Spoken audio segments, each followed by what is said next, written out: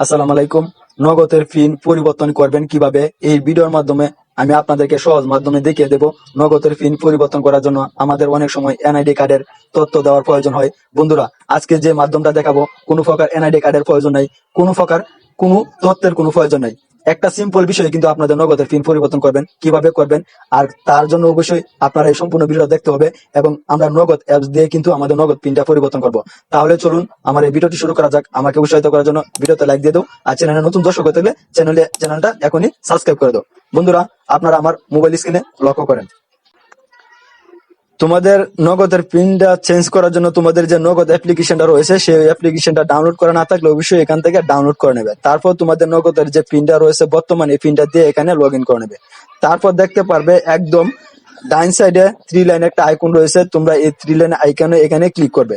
এখানে ক্লিক করার পরবর্তী এরকম অপশন বেশ কিছু শো করবে। এখানে 4 নাম্বার দেখতে পারবে পিন পরিবর্তন। বন্ধুরা, এই পিন পরিবর্তনে কিন্তু আসল মেনটা কাজ কিভাবে করবে তাহলে চলো দেখে নেওয়া যাক। আমরা এই পিন পরিবর্তন এখানে ক্লিক করব।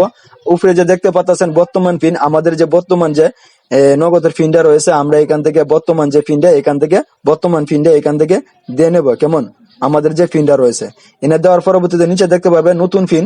এখন যে তোমরা নতুন পিন সেট করবে, নতুন পিন দেবে, এখানে নতুন পিনটা দিয়ে নিবে, আবারও নতুন পিন। এভাবে দেওয়ার পরবর্তীতে এখানে দেখতে পারবে সাবমিট বাটন। দুটো পিন কিন্তু একরকম হতে হবে। এই সাবমিট বাটনে ক্লিক করার পরবর্তীতে এখানে দেখাবে পরবর্তী পিন। কেমন বন্ধুরা, এখন দেখে নেওয়া যাক আসলে আমরা যে নতুন পিনটা দিছি এখানে আসলে কি কাজ করছে কিনা। তার জন্য আমি এখানে নতুন পিনটা দিয়ে নেব, দিকে আসলে কি পিনটা কি পরিবর্তন হয়েছে কিনা। জি, আমার কিন্তু এখন কিন্তু নতুন পিন কিন্তু পরিবর্তন হয়ে গেছে।